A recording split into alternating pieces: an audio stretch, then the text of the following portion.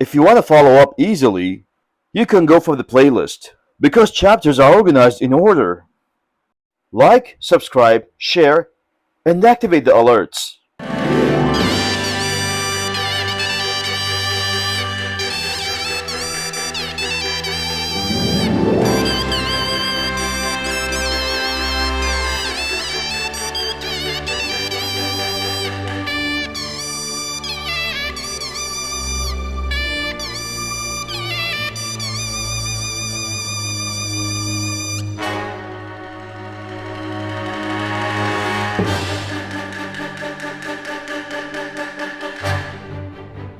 Outlaws of the Marsh, Chapter 7. The tattooed monk uproots a willow tree.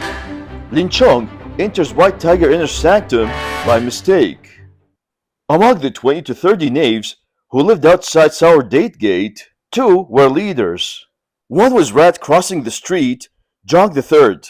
The other was Snake in the Grass, Lee the fourth. These two were in the lead as the gang advanced. Jushin naturally walked forward to meet them. The gang halted at the edge of the ordure pit and chorused, "We've come to congratulate you on your new post!" "Sis your neighbors," said Jushin. "Come into the compound and sit a while." Jong and Lee dropped to their knees respectfully. They hoped that the monk would approach to raise them courteously to their feet.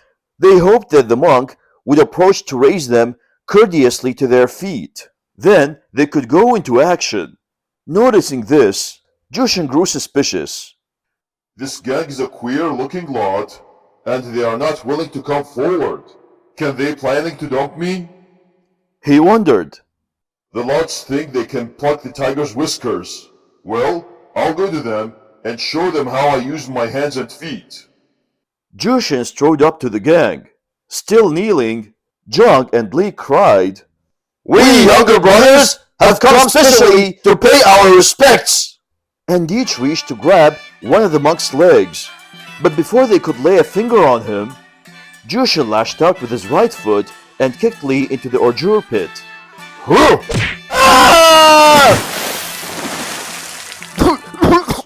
Jong rose to flee, but a quick thrust of the monk's left leg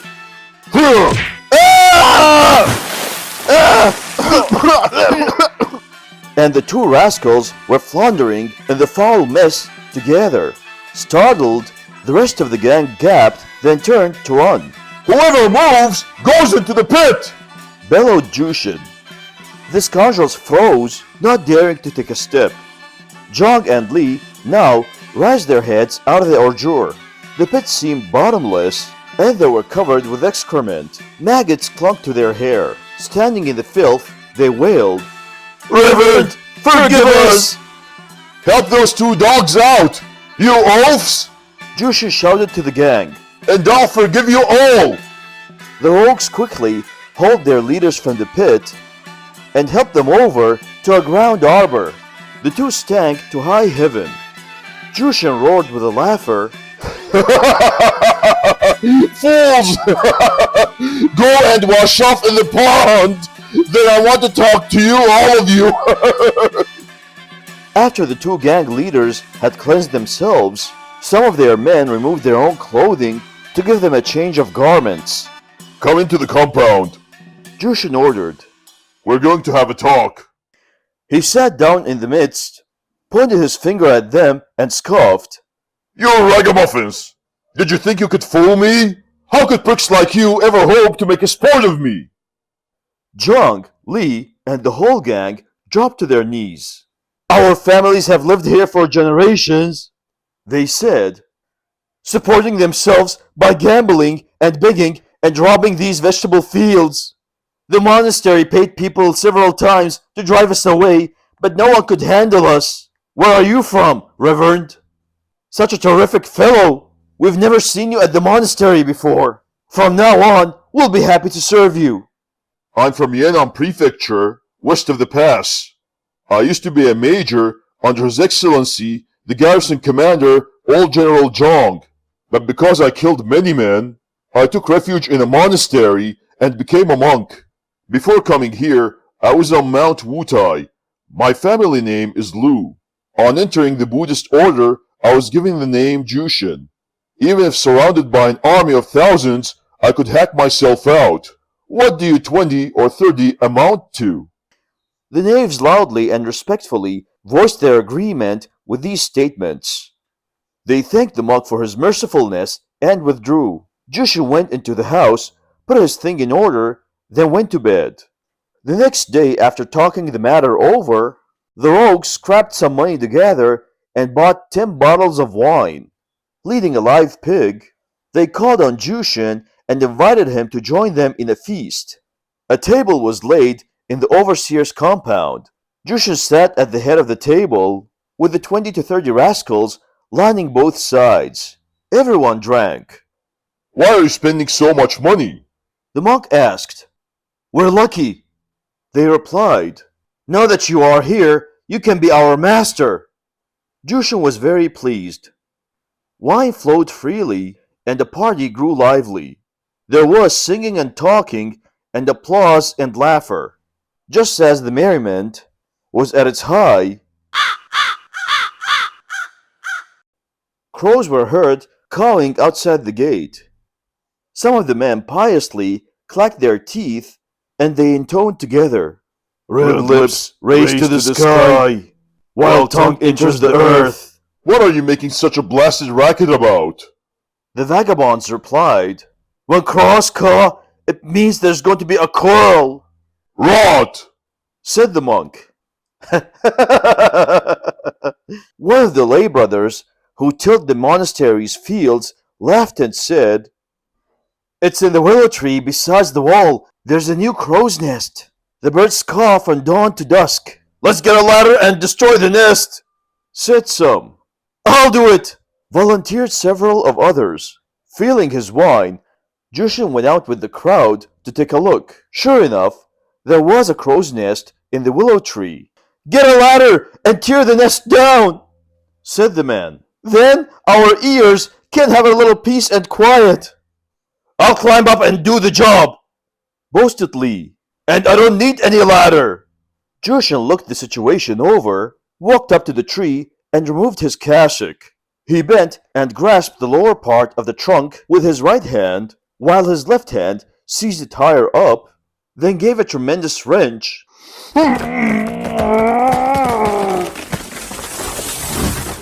And pulled the tree from the ground, roots and all. The knaves dropped to their knees, crying, The master is no ordinary mortal! He is truly one of the low hands! If he didn't have 10 million caddies of strength, how could he have uprooted that tree? It was nothing at all.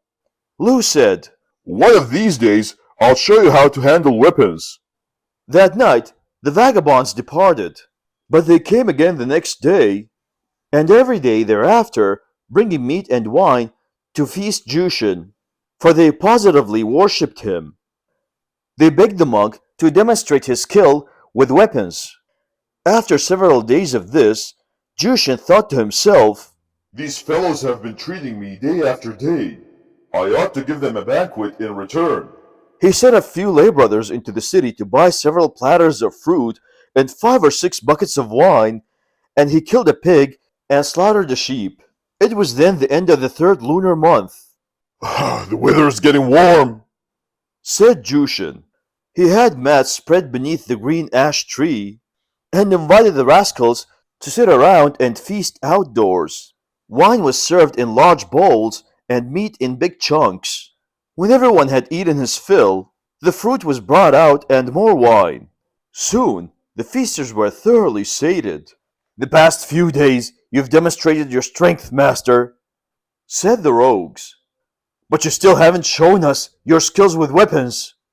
It would be fine if you could give us a performance. All right, said Jushin. He went into the house and brought out his solid iron Buddhist staff, 5 feet long from end to end, and weighed 62 caddies. His audience was amazed. Only a man with the strength of water buffalo in his arms could handle such a weapon, they cried. Jushin took up his staff and flourished it effortlessly,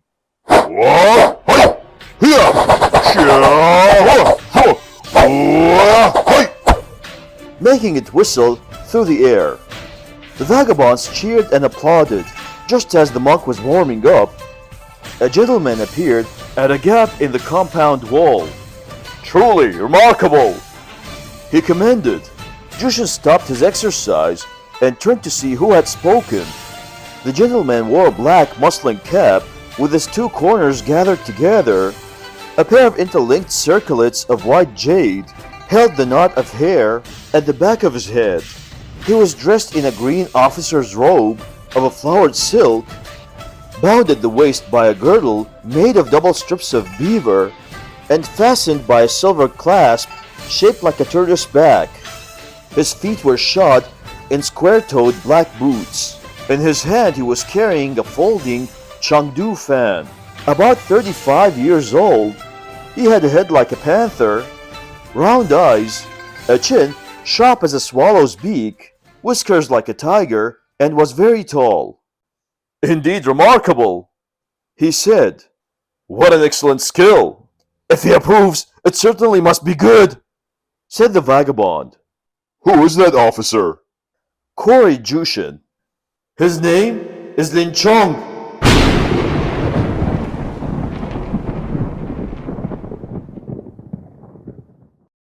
Invite him in. I'd like to meet him. Hearing this, the arms instructor leaped in through a gap in the wall. The two men greeted each other and sat down beneath the ash tree. Where are you from, brother monk? Asked Lin. What's your name? I'm Luda from the west of the pass. Because I killed many men, I had to become a monk. In my youth, I spent some time in the eastern capital. I know your honorable father, Major Lin. Lin Chong was very pleased and adopted Jushin as his sworn brother on the spot. What brings you here today, arms instructor? Asked Jushin. My wife and I just arrived at the temple of the sacred mountain next door to burn incense. Hearing the cheers of your audience, I looked over and was intrigued by your performance. I told my wife and her maidservant, Jinner, to burn incense without me, that I would wait for them by the gap in the wall. I didn't think I would actually have the honor to meet you, brother. When I first came here, I didn't know anybody, Said Jushin. Then I became acquainted with these brothers, and we gathered together every day. Today, you have thought well enough to make me your sworn brother. That makes me very happy. He ordered the lay brothers to bring more wine. Just as they were finishing their third round, the maidservant Jinner, agitated and red in the face, rushed up to the gap in the wall and cried, Hurry, master! Our lady's having a trouble with a man in the temple! Where? Lin Chong demanded hastily. As we were coming down the stairs of the Five Peaks Pavilion, a low fellow suddenly blocked her way! He won't let her pass! Lin Chong quickly took his leave of Jushin. I'll see you again, brother. Forgive me. He leaped through the gap in the wall and raced with Jinner back to the temple. When he reached the Five Peaks Pavilion, he saw several idlers carrying crossbows, blowpipes, and lime sticks gathered below the stair railing. They were watching a young man who was standing on the stairway with his back to them, blocking the path of Lin Chong's wife. Let's go upstairs. The young man was urging her. I want to talk to you. Blushing, the lady said, What right do you have to make sport of a respectful woman in times of peace and order? Lin pushed forward, seized the young man by the shoulder, and spun him around. I'll teach you to insult a good man's wife, he shouted, raising his fist. Then he recognized the young Master Gao, adopted son of Marshal Gao Qiu, commander of the Imperial Guards. When Gao Qiu first rose to high office, he had no son to help him run his numerous affairs, and so he adopted the son of his uncle, Gao Yeni. Since the boy was not only his cousin, but now also his foster son, Marshal Gao loved him to excess. The young scoundrel made full use of his foster father's influence in the eastern capital. His favorite pastime was despoiling other men's wives. Fearful of his powerful connections, none of the husbands dared speak out against him. He became known as the King of Leechers. When Lin Chong saw that he was young Master Gao, the strength left his arms. "This has nothing to do with you, Lin Chong," said Gao. "Who asked you to interfere?" He didn't realize that the lady was Lin Chong's wife. Had he known, the thing would never have happened. Seeing Lin Chong's hesitancy, he spoke boldly. The commotion drew a crowd of idlers.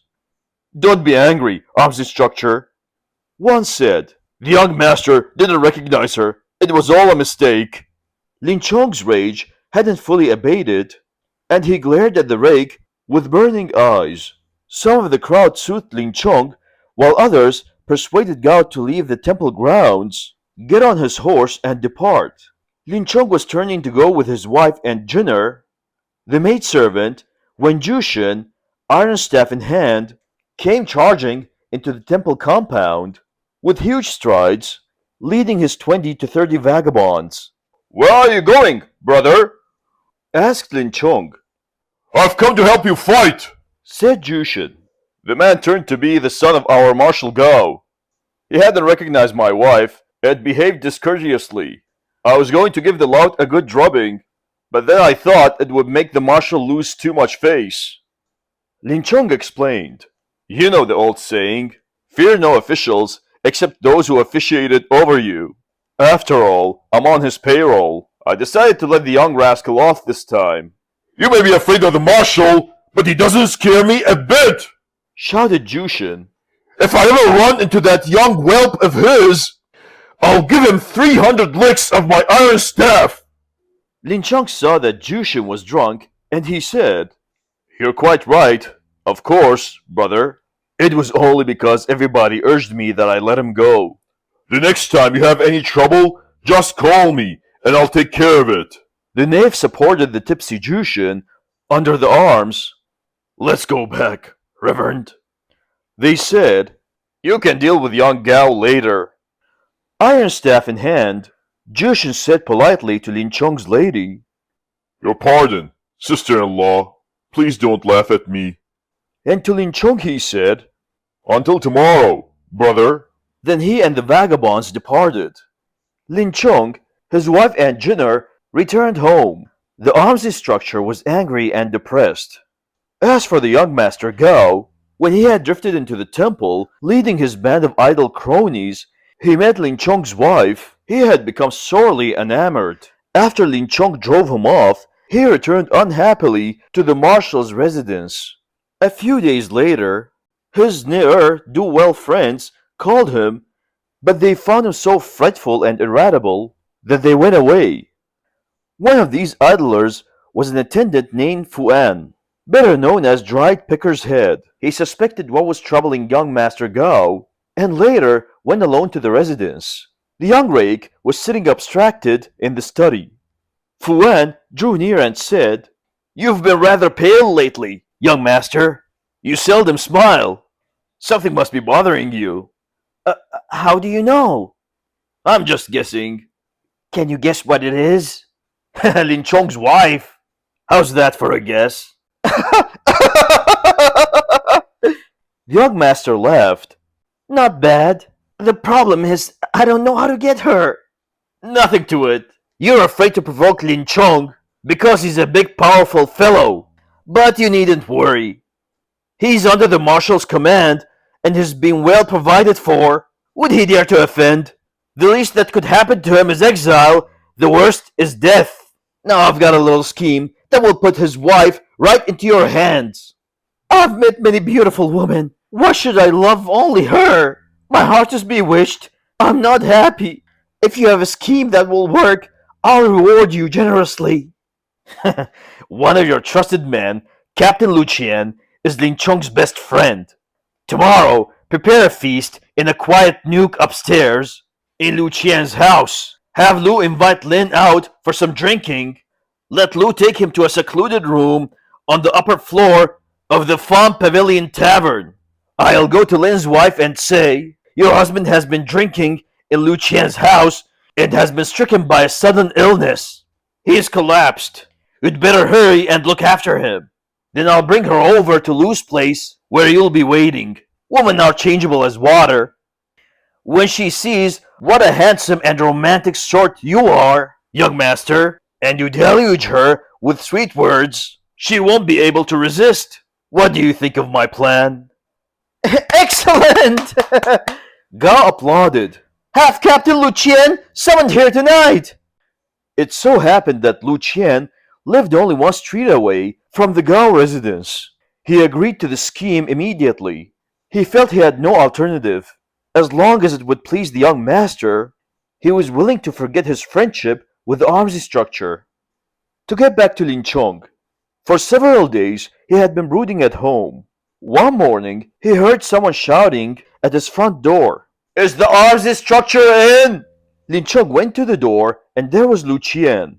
"What brings you here, Brother Lu?" Lin asked quickly. "I'm concerned about you. Why haven't I seen you on the streets these past few days, brother?" "My mind is troubled. I don't feel like going out. Come and have few cups with me, and forget about your trouble. First, sit a while and have some tea." After the two finished their tea, they arose. "Sister-in-law," Lu Qian called to Lin Chong's wife, who was in the next room, "I'm taking Brother Lin over to my place for a few cups of wine." The lady hurried to the door curtain and pushed it aside. Don't let him drink too much, brother. She admonished. Send him home early. The two men strolled down the street. Let's not go to my house, brother. Lu Qian said. We can have our drinks in the farm pavilion. They went to the tavern. They selected a small room and ordered 2 bottles of good wine and some tidbits to go with it. For the first time, they chatted idly. Lin Chung sighed. What's wrong, brother? You don't know what's happened. I have talents, but no intelligence superior to recognize them. I serve under little men from whom I have to take a lot of dirty nonsense. There are several arms instructors in the Imperial Guards, but none can compare with you. The Marshal regards you very highly. Who would dare to molest you? Lin Chung told Lu Qian about his encounter with young Master Gao a few days before. The young master didn't realize she was your wife. Lu Qian said soothingly. It's not serious. Forget it. Let's drink. Lin Chung downed 8 or 9 cups. Soon he had to relieve himself. He got up and said, I have to wash my hands. He went downstairs, left the tavern, and attended to his business in a small lane to the east. As he was coming out, he met Jinner. I've been looking all over for you, master, said the maidservant. So you're here. What's up? Asked Lin Chung hastily. You had only been gone a little while when a man came rushing over to our house and said to the mistress, I'm a neighbor of Captain Lu. While drinking with him, the arms instructor suddenly gasped for breath and fell to the floor. You better go and look after him. Our lady begged Dame Wang next door to take care of our house. Then she and I hurried with the man to a place 1 street past the marshal's residence. When we got upstairs, we saw a table laden with food and drink, but there was no sign of you, master. As we turned to leave, that young fellow who pestered the mistress at the temple the other day came out and bleated. Stay a while, lady. Your true husband is here. I flew down the stairs. Our mistress was screaming for help. I couldn't find you anywhere. Finally, I met Dr. Jang, the medicine vendor, and told me I just saw the arms instructor and another man going into the tavern. So I hurried over here. Master, go, quickly! Shocked, Lin Chung, without waiting for Jinner, ran at triple speed to Lu Qian's house and raced up the stairs. The door was locked. He could hear his lady exclaiming, In times of peace and order, how dare you hold a good man's wife prisoner? Young Master Gao was entertaining. Have pity on me, mistress. Even a woman of iron and stone shouldn't be so cold-hearted. Wife! Open the door! Thundered Lin Chung. Hearing her husband's voice, Mistress Lin rushed to comply. The terrified young Master Gao pushed open a window, climbed out, and fled along the top of a wall. He was gone before Lin Chong entered the room, Did that dog violate you? demanded the arms instructor. No! Replied the wife. In fury, Lin Chong smashed Lucien's furniture to bits, then led his wife down the stairs. As they come out of the street, frightened neighbors on both sides of the street hastily shut their doors tight. Jinner was waiting for them outside. The three of them went home together. Lin Chong armed himself with a sharp knife and sped directly to the tavern to search for Lucien, but this treacherous friend was gone. Lin Chong went to Lucien's house and waited outside the door all night, but Lucien did not return. Finally, the arms instructor went home. He didn't hurt me. Don't do anything foolish.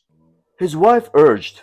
Who would have thought that Lucien is such a scoundrel? Fumed Lin Chong. Calling me brother while plotting against me all the time. Even if I can't catch that young master, I won't let Lucien off! His wife pleaded desperately with him to remain at home. Meanwhile, Lucien hid in the marshal's residence, afraid to return to his own house. For 3 successive days, the arms instructor waited for him outside the residence gate, but the traitor didn't dare show himself. Lin Chong's appearance was menacing. No one had the courage to question him. On the 4th day since they parted, Jushin came to Lin Chong's home. Where have you been keeping yourself these past few days, arms instructor? The monk asked. I've been too busy to call on you, brother, Replied Lin Chong apologetically. Since you've honored me with a visit to my humble home, I ought to offer you a few cups of wine. But we don't have anything decent to drink in the house. Why not go out for a stroll together and have a cup or two in the marketplace? Excellent! Said Jushin. They went out and drank together all day, and arranged to meet again on the morrow. He gradually set the other matter aside. As to young Master Gao, after he received that fright in Lucien's house, and had to flee over the wall, he became ill and took to his bed. He didn't dare say anything to the marshal about what happened. Lucien and Fu An called on the young master at the residence. They found him pale and in low spirits. Why are you so unhappy, young master? Asked Lucien. I won't try to fool you too. Gao replied. Now that I've failed in both attempts to get Lin Chong's wife, and had that awful scare in addition, I feel worse than ever. If I pass out of this world in 3 months or half a year, you needn't to be surprised. Be of good cheer, the sycophants urged. Unless she suddenly hang herself, we guarantee to get you that woman, come what may. At that moment, the old chamberlain entered to see how the young master was faring. Lucien and Fu An withdrew and held a private consultation. There's only one way, they agreed. After the chamberlain had concluded his call and emerged, they invited him to a quiet corner. There's only one way the young master can get well, they said.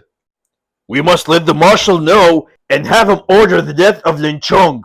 Then the young master will be able to get Lin's wife, and he'll recover. Otherwise, he's sure to die. That's easy, replied the old chamberlain. I'll inform the marshal this evening. We already have a plan, said the two. We only await word from you. That night, the old chamberlain saw the marshal. I've discovered what's wrong with the young master, he said. It's Lin Chong's wife. When did he ever see the woman? Asked Gao Chu. On the 28th of last month, at the temple of the Sacred Mountain. Today is a little over a month, said the old chamberlain, and he told the marshal what Lucien had in mind. Lin Chong's wife, eh? The question is, how to put Lin Chong out of the way, mused the marshal. Let me think. I can't let my son lose his life just for the sake of Lin Chong. Lucien and Fu An have a plan. So, bring them in here, and we'll talk it over. The old chamberlain summoned Lu Qian and Fuan into the marshal's hall. They hailed Gao respectfully. Do you two have a plan that can cure my son's ailment? I'll raise you both in rank. Lu Qian stepped forward. Gracious lord, it can be done only thus and thus and... Very well, said the marshal. You may take action tomorrow. Of this, we need to say no more. To get back to Lin Chong, he drank every day with Lu Jushin and finally forgot about the matter. One day, as the two friends were nearing a lane, they saw a big fellow standing on a corner, a cap with gathered ends on his head, and dressed in an old military robe. He was holding a fine sword in his hand, with a tuft of grass tied to it, indicating that it was for sale. No one recognized its value. He was muttering. What a pity for my precious sword. Lin Chong paid no attention and continued walking and chatting with Jushin. The man trailed behind them, saying, A splendid sword. It's shame no one appreciates it. Lin Chong and Jushin were still engrossed in their conversation. The man followed them. A big city like the eastern capital, and not a single person knows the worth of military weapons? He cried. At this, Lin Chong looked around. The fellow whipped the sword out of its sheath. It gleamed dazzlingly in the sun. Lin Chong was fated for trouble. He said abruptly, Let me see it. The fellow handed him the sword. Lin Chong took the weapon, and he and Jushin examined it. An excellent blade. How much do you want for it? The price is 3,000 strings of cash, but I'll take 2. It's well worth 2,000, but you won't find anyone who'll give you that much. If you're willing to accept 1,000, I'll buy it from you. I really need money quickly. If you really want the sword, I'll knock off 500 and let you have it for 1,500. 1,000 is the best I can do. The fellow sighed. It's selling gold at the price of iron. All right, but no one copper less. Come home with me, and I'll give you the money, said Lin Chong. He turned to Jushin. Wait for me at the tea house, brother. I'll join you soon. No, said the monk. I must go back. I'll see you tomorrow. After taking leave of Jushin, Lin Chong brought the sword seller to his home, counted out the purchase price in silver, and gave it to him. Where did you get this blade? The arms instructor asked. It was handed down to me from my ancestors. Because my family became impoverished, I had no choice. I had to sell it. What's the name of your family? If I were to tell you, I'd die of shame. Lin Chong asked no more. The fellow took the money and departed. Lin Chong turned the sword this way and that. Truly a beautiful weapon. Marshal Gao is supposed to have a fine sword, but he won't show it to anyone. Though I have asked to see it several times, he's never been willing to bring it out. Today I bought a fine sword too. One of these days I'll compare blades with him.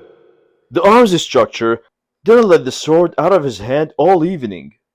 Late that night, he finally hung it on the wall, but he was up before daybreak and took the blade down again to admire it.